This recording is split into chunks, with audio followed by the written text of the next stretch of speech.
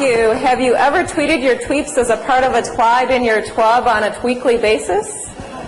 And no, I do not have the speech impediment left over that I once did in second grade, but I will tell you that life in the Twitterverse makes you feel kind of like you do that. We are here to talk exclusively about Twitter. If you missed the social media workshop this morning, I would encourage you to listen to Swinecast, where the slides, including the URLs that I shared, will be made available. And this particular presentation is being videotaped, so hello to everybody on the video. So you'll be able to have the presentation live there. If at any time I miss providing you with the URLs or you miss writing them down, you can certainly tweet me. You can direct message me, otherwise known as DMing. Or you can Facebook me, you can email me, or you could even do something like pick up the telephone. Though I'm not always available, unfortunately, on the telephone anymore. But today I'm here to talk to you about one of the tools that I have found to be the most powerful mouthpiece for agriculture. Flat, hands down, no questions asked. Twitter is extraordinarily difficult to understand. It also represents an incredible opportunity for you to be able to share your message. How many of you were not in this morning's session? Just by show of hands. All right, we have a fair number.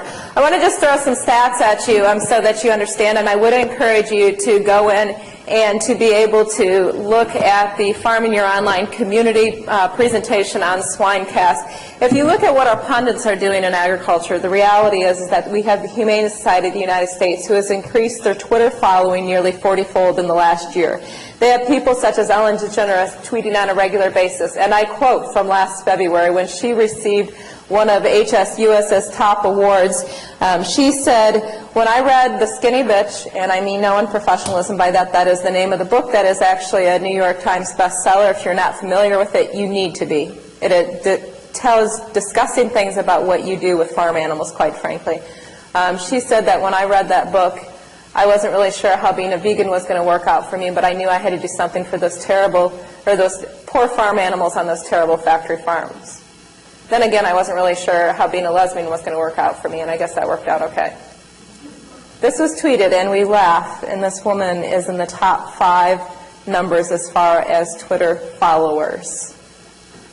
Spokesperson for the Humane Society of the United States. PETA has increased their Facebook fans 36-fold in the last 6 months alone. Farm Sanctuary has tripled theirs, and the list go on and on. The reality is that we really have an opportunity to show some thought leadership. The question becomes whether we really want to or not. I don't know if you follow John Maxwell's thoughts, but I happen to believe he's a great leadership speaker, and he talks about leadership as influence. I happen to think that we in agriculture often consider that we lack influence because we are 1.5% of the population, right? We're a relatively small group, so what really are you going to be able to do that makes a difference, right? I know there's people out there that believe that. The fact of the matter is, my friends, is agriculture from gate to plate represents nearly 20% of this country's economy. It is a cornerstone if we choose to leverage that and utilize that. So to me, using tools like Twitter is about mass influence, and it's about thought leadership. And we need to take a look at what on earth is this about. Okay, Twitter's not really a website. Just get that out of your mind. It's more or less a service. And the best way to use this service is through third-party tools, which I'm going to be talking about. But for all of those that are wondering what on earth this thing is about, it's 140 characters. These 2 sentences up here are 140 characters. All right? You can share phenomenal amounts of information in 140 characters. You can offer your opinion. You can add a URL. You can add hashtags, which is what that pound sign is. I have no idea why they call them hashtags, but that's what they do. And it's a great way to be able to understand really what it is. RT stands for retweet, which is more or less like forwarding an email. And I will tell you that the power of Twitter is in the retweet. So if you don't understand anything but the retweet when you walk out of here, you'll be in great shape. So this is the way that it works. You send out a message called a tweet. That message is sent out to the people in your community, which are your followers. They in turn retweet it to their community, who in turn starts retweeting it to their community, and you can see that it doubles and then triples and then quadruples. And so as it continues to be retweeted out there, it reaches the masses. 27 million tweets are sent a day. If you believe that 40% of those are noise, such as what people had for lunch, That still leaves you with a whole pile of tweets, as we talked about in the first session. The real power in Twitter is in your community, and it's in your engagement in your community. And unless you guys can substantiate how you can get 27 million messages out at the end of your driveway, your local coffee shop, your local pub, or your church parking lot, then I don't think you have a tool to compare it to. Because the fact of the matter is you really can form an incredible community. And what starts happening is it drives the information on a circular basis. Because, for example, when people are retweeting and they see your name as the originator, then your community grows. And as your community grows, all of this blows up.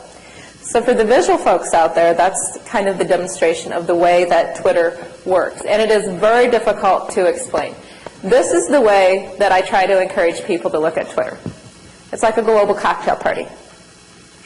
You get to decide who you talk to, you get to decide when you talk, and you get to decide what you talk about. These hashtags that I've referenced and pound signs are actually the things that will drive what room you go to. So, for example, most of the time I go hang out in the Egg room or the EggChat room, because that's where obviously most of the people that I work with are. But at other times I go and hang in the National Speakers Association room, and I use the NSA hashtag. Still other times I go out and hang, believe it or not, with social media people to get a sense of what they're doing and what they're up to. And I get to choose that, but the thing that you have to understand about Twitter that seems to make it very difficult when you first get on there, and raise your hand if you've had this experience, there's all these people following you that you have no idea why they're following you, who they are, or what they do. Yeah, freaks you out, doesn't it? Yeah, totally understand that, because when I first got in there in September of 2008, yeah, I was like, what on earth, and why are these people following? And then I started getting freaked out because activists were following me. So I quickly learned the whole block thing. And then when I figured out that Twitter is not a permission-based system, it is not a Facebook. You do not have to have permission to follow someone unless they have a private account, which if you remind me, I'll talk about private accounts a little. I do not recommend that you do private accounts on Twitter because that really devalues the experience. It's not what Twitter is about. Twitter is not a permission-based system, okay? You're going to have people following that you have no idea. I have people from all over the world following me. I don't have a clue who the vast majority of them are, but you start getting to know them through these conversations and such. And there are handouts here for the folks. If you've just joined us, there's handouts in the back. So if you want to grab one as a reference, that would be great. Okay, so keywords, you know, kind of like on when you go out and you Google. Everybody Googles here, right? Y'all know how to Google? Well, Twitter's no more difficult than Googling, okay? You go out and you search keywords that you're interested in. For example, pork, I would think might be something that would be of interest, or swine, or egg, and you go out and you start searching for those keywords. And as you're doing that, you identify the hashtags that make sense. Anyone can go and use the Twitter search engine. I highly recommend that you do. Tweets are now indexed by Google, by the way.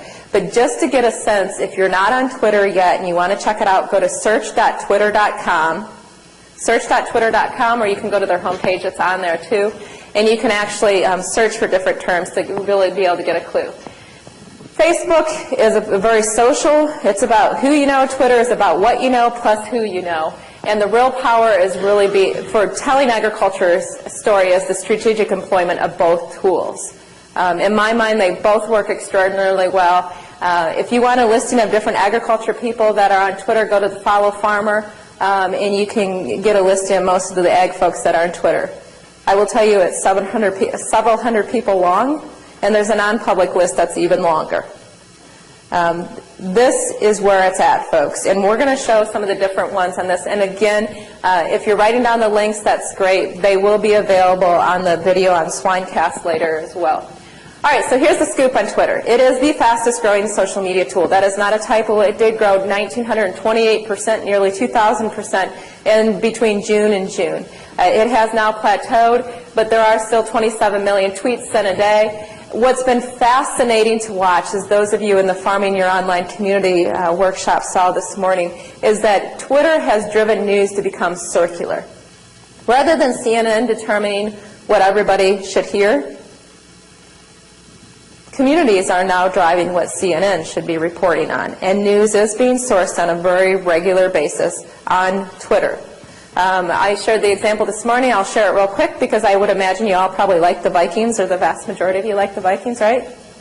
Well, when the TV station in Minneapolis here wanted to break the news about Brett coming over to play for you guys, they did it on Twitter because they didn't want to get scooped.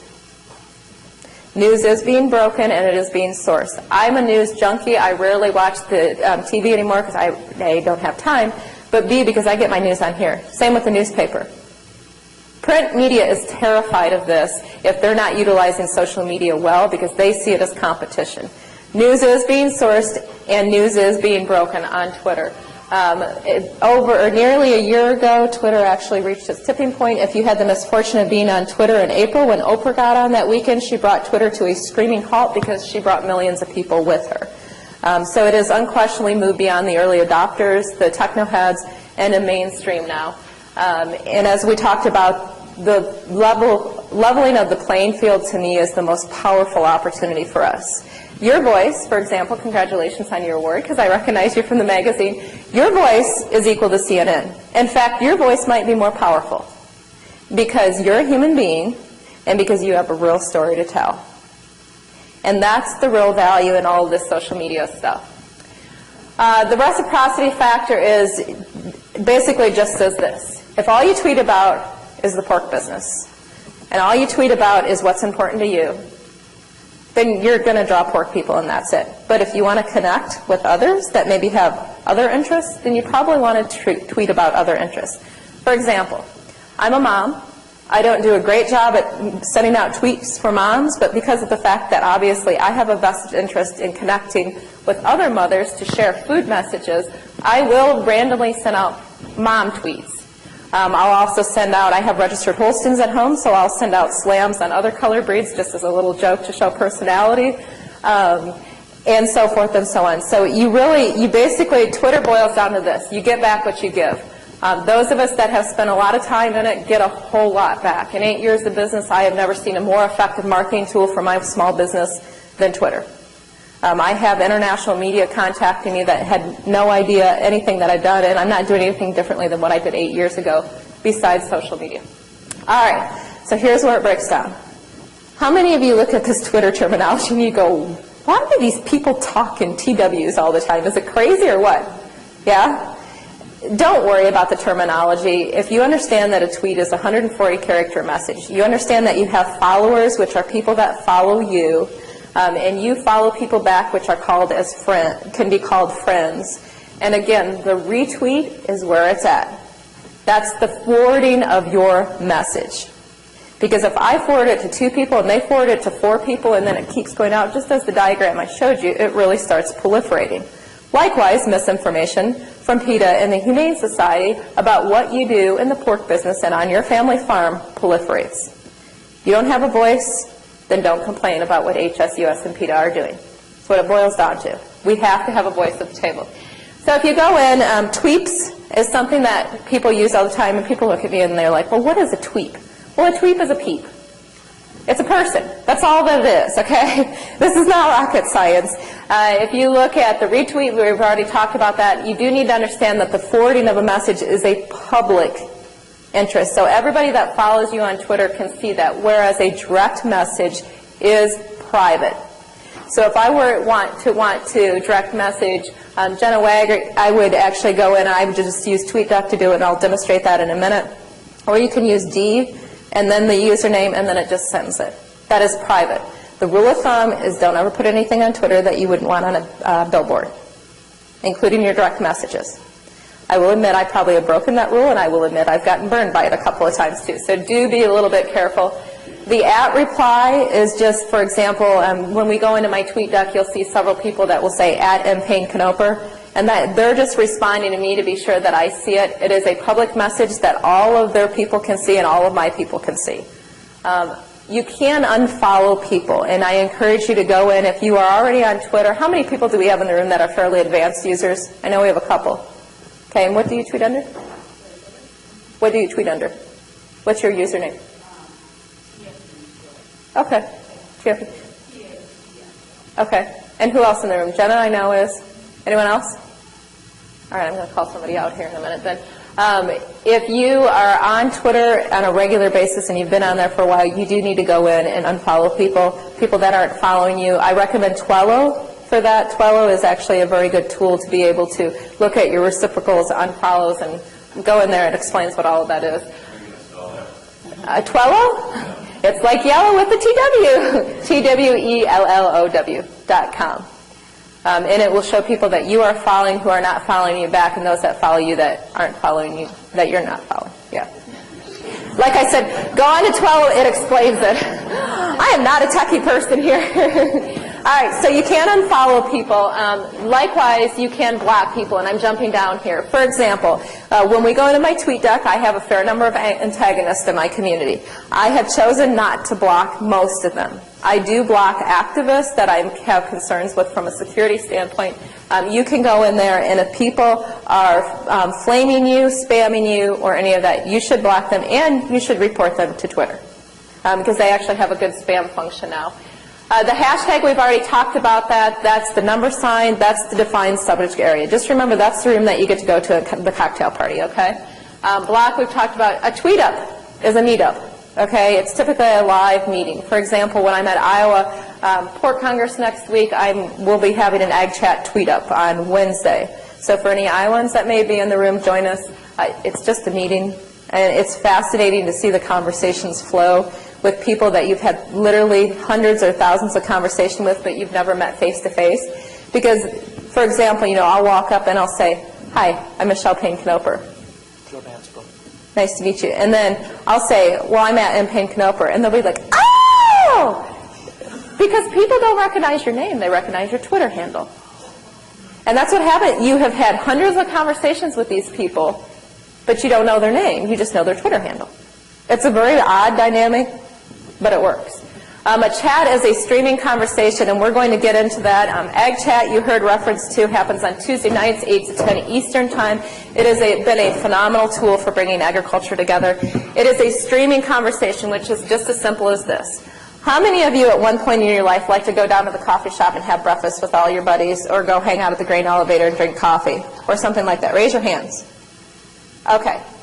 That's what a chat is about. It just happens to be without anybody live. It's you and your computer and hundreds of other people, okay? That's really where it boils down to. The demographics, just as an FYI, and I'm sorry I'm going so fast, but I'm trying to be cognizant of my time here. End of the day story from these demographics is that Generation X is driving Twitter. They spend more time on it than anyone else. College students, you will note, actually are less likely than any other group besides teenagers to spend time on Twitter. I have seen that change. This particular slide is about 4 months old. In the last 2 months, I've seen more college students get on it. But it is not a college playground. It's a business tool. All right. I'm going to talk about some elements of success, and I'm going to flip back and forth between Twitter and the slides, so bear with me here. The first thing that you need to do is build your profile.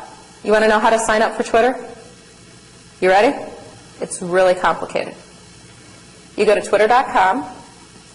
You put in an email address, you put in a password, and you determine what your username is going to be. That's it. Okay? Takes 5 minutes. Even though Twitter is not as intuitive as Facebook, it is faster to set up and easier to set up. But you do need to build your profile appropriately, and it's very important. Yes, ma'am? Emails are not shared. They are kept private. It's impossible for other users to find them. So I do actually recommend, because I have multiple accounts, I have multiple emails, I would have no problem whatsoever using it, because Twitter's key to success is retaining their privacy. But great question, thank you. Okay, so personality is very important. Your mugshot is very important. Let me explain something, because I have a fair amount of experience with farmers. Your mugshot is not your biggest piece of equipment. You hear what I'm saying? It's not your cute little piggy either. It is you. If you have a hog in the picture, that's fabulous. By all means, represent what you do, but realize putting a face on the plate means your face. People connect on a human-to-heart basis. Human-to-heart requires faces, typically, okay? We all have them. Let's use them. So you go in, you build your Twitter, and you start following people. So let's jump out to Twitter real quick, and I am going to take you to the actual Twitter page here. This happens to be mine, and I'm going to take you to the profile. So this is what Twitter looks like when you get on here. Before I go to the profile, these are all the tweets that are feeding in from the 3,500 people that I follow, and this is my picture and so forth. So I'm going to go in to my profile, and it will show you that I have a picture. Yeah, who's in HF Magazine? Yeah. Who is it? Are you tweeting? Somebody's tweeting for you, because that's who I was thinking of earlier. Yeah, they've been tweeting that they were ready to come in here. So I don't know who it is, but maybe you'll raise your hand by the end. Anyhow, you'll see that I do use my full name, and I do recommend that. I also recommend that you put in your location. If you're not comfortable with putting your town in, then don't. Your privacy is your rule of thumb. Do not put in your street address, please. I assume that you all know about that. This is where that keyword thing becomes really important. What I've highlighted here, hopefully, can you all read that okay? Where the blue box is. You can see the keywords I put in there: agriculture, food, nutrition, social media, farmer, consumer, speaker, mom. My profile is very keyword rich because it's intended to drive people that are interested in those types of things to my tweets, to my community. People will determine if they want to follow you based upon your profile. So number one, be sure it's authentic. Number two, be sure it's keyword rich. And number three, update it every once in a while. Because that is how people will determine whether they want to follow you. Okay, and the other thing is if you have a URL that you can put on there, and that URL could be your website, it could be your blog, it could be your Facebook page, it could be Minnesota Pork's page. And they may have an issue with that. You might want to check with them.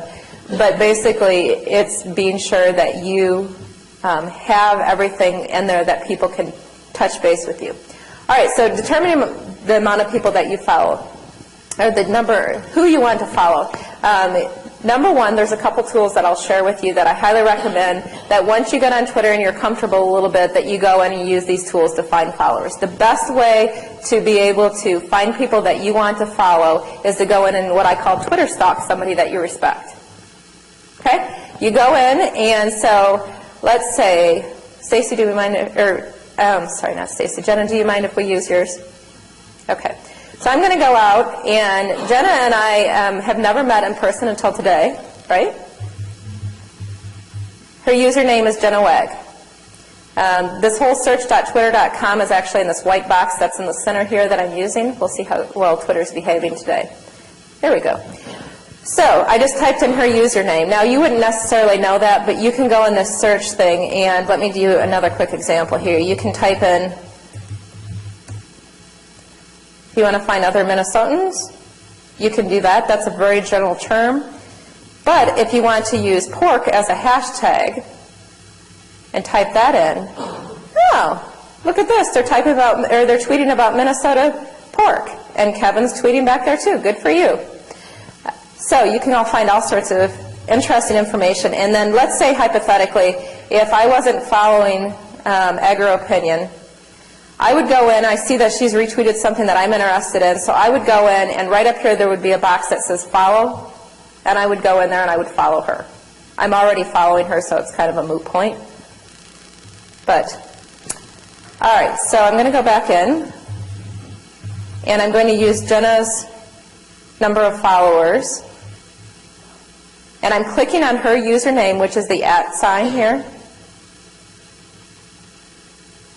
And you can see that she was tweeting that she's planning on coming here. And she has 388 followers, and she's following 733. So let's just say I want to see who she's following. I hope there's not anything embarrassing in here, right? I'm just teasing. Unfortunately, you do get spam and nasties, X-rated nasties. That's just a part of it. And it's gotten much better, I would say. Wouldn't the rest of you that are on Twitter say that it's gotten a lot better? Like, I haven't gotten as much of the Britney porn stuff. But you just go and you block them, you report spam, and they go away. Sorry, but it's true.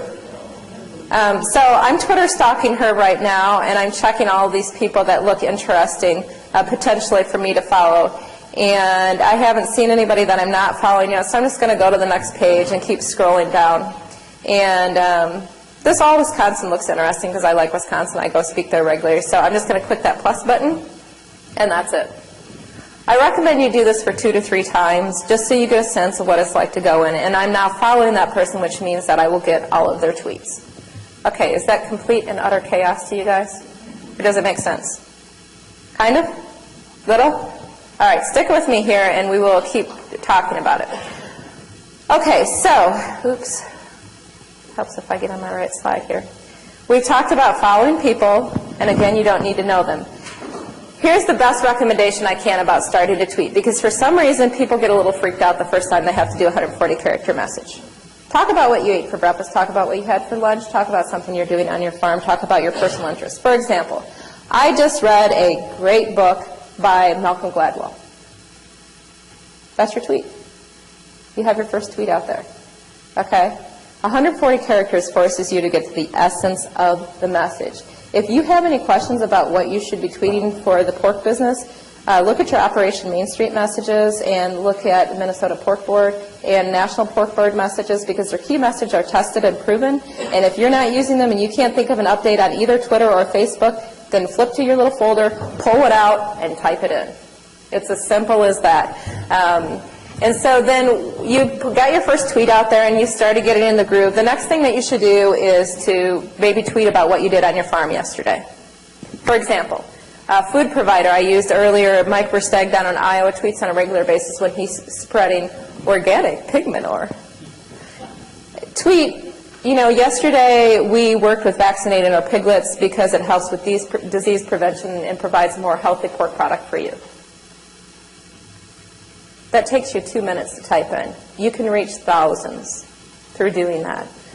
So do get some information in there about your farm, and I think you'll start finding yourself a little bit more comfortable. If you refer to my last Twitter article in that handout, it quotes Mike Haley, who is a he's corn, bean, and registered Simmental breeder in northern Ohio. He said that Twitter gave him the confidence to speak out. He has never been through a media training. He has never been through any formal type of training to be able to have community relations, and Twitter has given him the confidence to speak out because he gets to test his messages with thousands of people, and he does a very good job. So I thought that was very telling. Okay, the retweet, we've talked about that. So let's go in, and if there's useful articles. Now, don't freak out here on me, but I'm going to go over to Tweetdeck because I never do anything with actual Twitter because, again, third-party management. It is Tweetdeck. This is how you download Tweetdeck. You go to tweetdeck.com, that's D-E-C-K, and you download it. It operates over Adobe Air. It's like air traffic control, as some folks like to say, for your tweets. So you can see, to make sense of these columns, I have all these tweets coming in. I have people that are mentioning me here, the EggChat community, which I put up for a very specific reason, and then I have my favorites from the communities in which I work that I want to be sure that I catch their tweets. So let's scroll down and see here something that I might be interested in retweeting. Well, Kansas Farm Bureau is talking that they actually are going to have a presentation by me, so I'm going to retweet this. And sorry, I didn't explain what I did here, so let me go back and explain. On Tweetdeck, it's very easy. Anytime that you see an arrow key pointed to the right, that's retweet. Okay? So watch this. This takes a long time to be able to do these sorts of things. And I've now retweeted it out. So that goes out to my 3,500 people. That's all that it is as far as a retweet. So if you start seeing interesting information, and you can see that there's a lot of people, this is a dairy farmer in California that's retweeting something from a guy in Indiana that was actually just in a seminar. She says, Twitter is addicting, truly got started last week and now you can't get off the thing. That's actually kind of funny. But those are dairy farmers that are talking about it. Minnesota Corn, anybody from Minnesota Corn in the room? I have yet to meet them, and I really wanted to meet them while I'm here. Then we have a writer down in Kansas who also does some Twitter training as well. And there's several comments. What I asked them to do is tweet about why they think that Twitter is useful to agriculture. Minnesota Corn said, farmers are the future of ag communications, activist farmers, and you need to tell your story through Twitter. So forth and so on. So you can see that there's a variety of ways to be able to see people's information and retweet it. Okay. Any questions about the retweet? All right, we're going to jump back out. You keep building your community. We're going to talk about some specific tools. If I, hopefully we'll get to it here. And then the next steps are really to use the search.twitter.com. Again, you do not have to be on Twitter. I highly recommend, as a matter of fact, I ask as a personal favor for you to go to search.twitter.com when you leave this workshop and you get on your computer and search for something you're interested in. I think you will be fascinated at what you find. You can look for ag things, you can look for environmental things, you can look for some of the pundits that are working against you here in Minnesota. You'll find them, they're there. The other things to tweet about are articles that you're reading, work that you're doing, agriculture sound bites, factoids. You know, work with the Minnesota Farm Bureau. They do a nice job. They have all sorts of facts out there. You can tweet out an ag fact each week, and you can really be able to educate people. Personal example of why this matters, I shared this in my first session, but this is an important repeat. I thought Twitter was a useless tool. For 3 months, I was on there, I thought, whatever. January 2009, I started tweeting out a weekly food fact.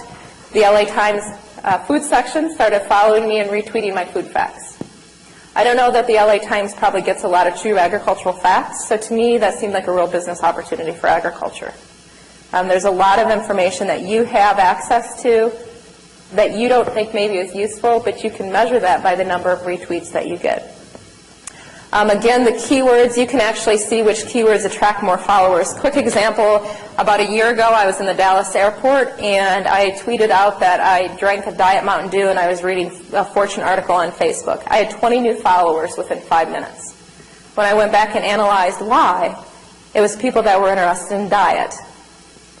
Of course, what's ironic about that is I was not doing anything healthy whatsoever and drinking a Diet Dew. But the keywords drive. And participating in chats will also grow your community as well. All right, so here's for those of you that are on Twitter already, this is what you need to do. Twubble, which is Twubble, I can't speak here. You need to be able to go there, and as long as you have about 20 to 30 followers already, they will go and they will find friends for you. They will make recommendations. They will not automatically follow them, but they'll go out. This is an efficiency tool because, seriously, this can eat up a lot of time. I'm asking for 15 minutes a day. You'll figure out that you can tweet from the tractor, you can tweet from the telephone, and you can tweet from the toilet.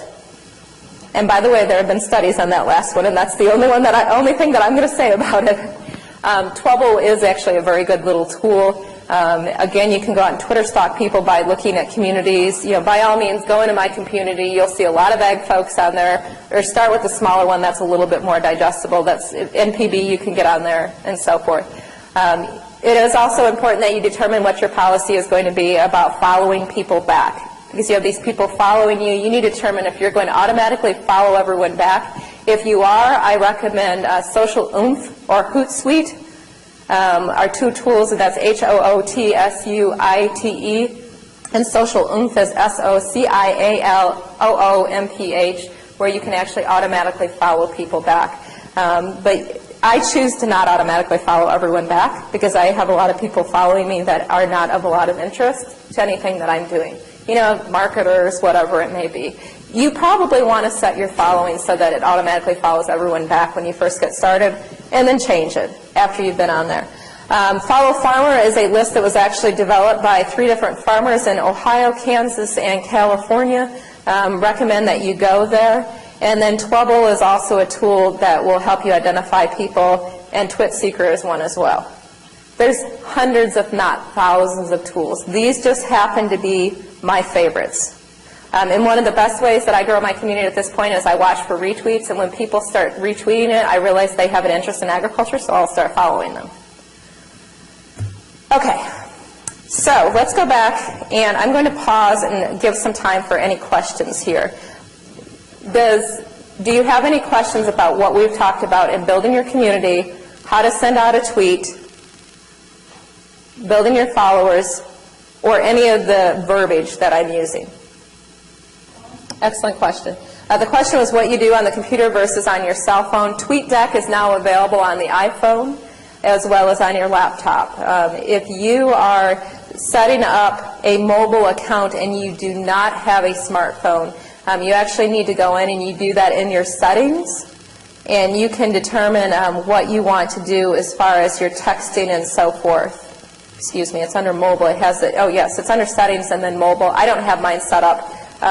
You do need to be careful that when you sign up for Twitter that you don't accidentally hit the little button that says on, because that means your phone will notify you every time you receive a tweet. I'd have to be committed if my phone started buzzing every time I received a tweet, because it would be constantly buzzing. So you do need to check that.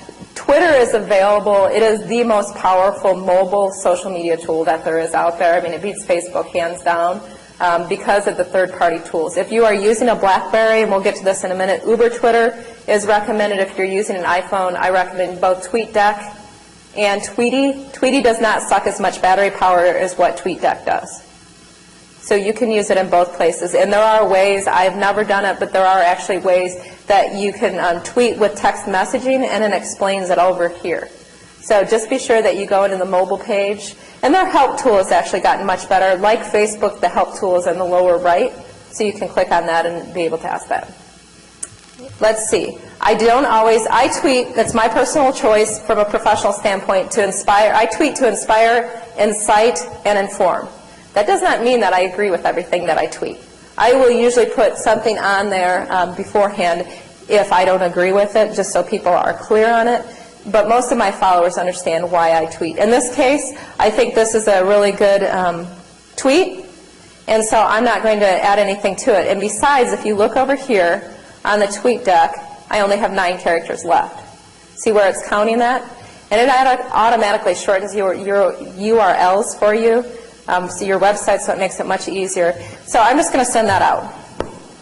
So it's gone. So you don't have to put anything on before you retweet. But great question.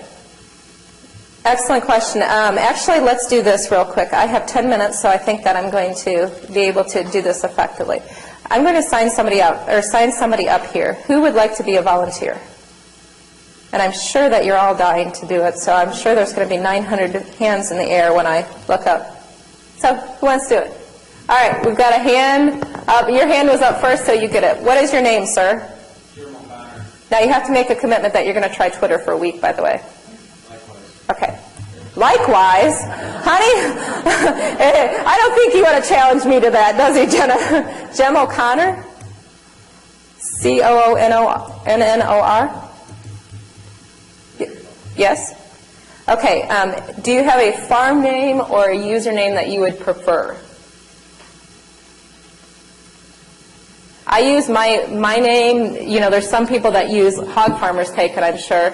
There's some dairy people that use fun dairy things. There's a guy in Pennsylvania that's a meat scientist, and his username is I Tweet Meat. I think it's a great name. So it's up to you. Farmer Jim. I bet it's taken. Here's a scoop. How many of you work for an organization, own your own business, are off the farm? From a marketing communications standpoint, you are missing the boat if you have not gone in and reserved your Twitter handle. I've got about 5 reserved for my business just because I don't want somebody else taking Cause Matters and putting crap out. You know, if HSUS bought Cause Matters, I'd have a little problem on my hands. So go in, even if you're not ready to tweet, and you can see Farmer Jim has been taken. So anything else? Any other ideas? How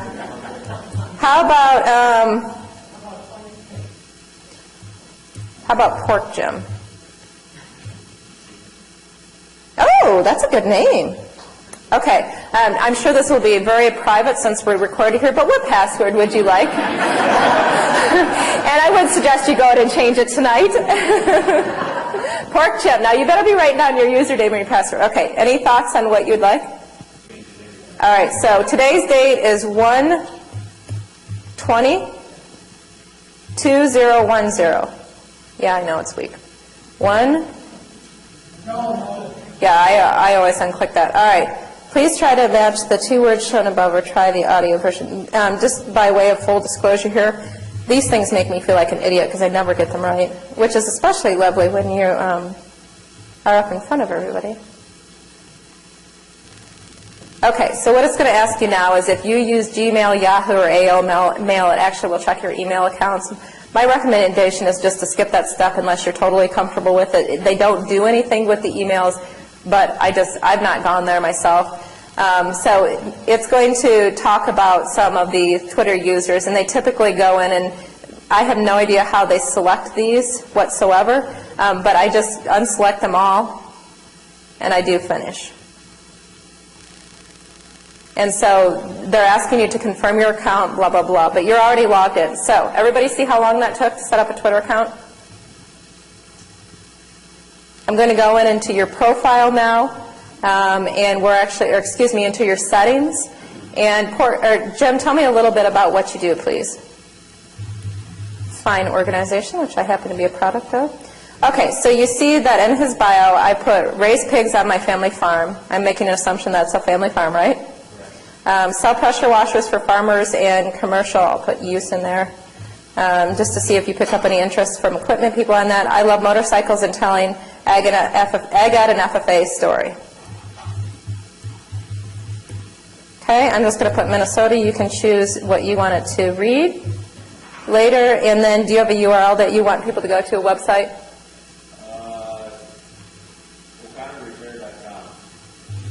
All right, critical learning moment here is to be sure that you always put in the HTTP, otherwise it's not a live link. Okay? O'ConnorRepair.com. Nice website. Cool. All right, so, and this enabled geotagging, I think I referenced this in the last workshop. This is very critical. If you are concerned about your farm's privacy, as you should be, and your family's privacy, do not enable geotagging. If you are tweeting from your BlackBerry, do not enable the My Location. Otherwise, it will send people a GPS of exactly where you're tweeting from. Yeah. Okay, and protect your tweets. If for some reason you want a private account, which I, again, do not recommend, then you click that. Okay, so that answers the question about how to set up a username. You select it. Unfortunately, because Twitter has gotten pretty crowded, it becomes more difficult to get really great usernames, but they're still out there. Go for personality. And he's going to find some followers right now, and he's going to go in, and you're looking for me, and there I am. So I'm going to click on that profile. And this little button that says follow, I'm going to click on that, and you are now following your first person. Okay? Now I'm going to do a big favor for you. And we still have tweets coming in about why social media is useful to agriculture, so feel free to be reading this ag chat column here while I'm tweeting this in. Okay, I'm going to say, please welcome a great Minnesota pork, and you notice I use the hashtag farmer at Pork Jim, right? To the Twitterverse. I know, but EggChat friends, hope you'll, or excuse me, I am using English instead of Twitter language. EggChat Tweeps, hope you'll give him a follow. I'll guarantee you that by the time you check in that you'll have at least 15 followers. As long as you're not putting me out of the No, and I actually don't talk about starfish either, so. All right, there you go. So it's as simple as that. He now is following someone, and he, by the time he checks his computer, will have a couple handfuls, actually probably at least 3 or 4 handfuls of followers. That demonstrates the power of the EggChat community, which I do want to be sure that we spend just a little bit of time on here. And I will be around. There is a session 10 minutes from now, so I want to be respectful of the next speaker. But I do want to show you the chat real quick. All right. So we talked about EggChat. It's every Tuesday night. We've already talked about that. There are 1,000 to 1,500, somewhere between 1,000 and 2,000 messages that are sent out every Tuesday night by agriculture people. It is a facilitated discussion. Typically, I'm the one moderating it, but we do have guest moderators that come in from time to time, and sometimes we have special guests. The topics are selected by the community. The questions are selected by the community. It is a professional dialogue, and we have even gone so far to talk about ethanol and feed costs to give you an idea of the type of difficult discussions we have had. Thus far, we have been successful in having agriculture work together. To me, that's the greatest reward that I've seen in anything, because let's face it, our industry kind of sucks at working together. You know, you guys are worried about covering your backside, corn growers are worried about covering their backside, and dairy producers are worried about what's going on with them. And so it's a great place for agriculture to be able to come together. It is completely overwhelming the first time you step into it. TweetChat is the tool that I recommend for beginners.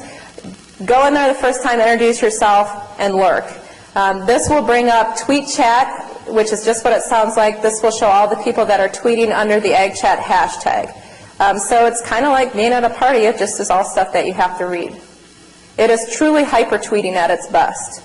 And it is amazing the ideas that come up here. So I would invite you to EggChat. I would invite you to tell your friends about it and check it out because it really is an incredible thing to be able to use.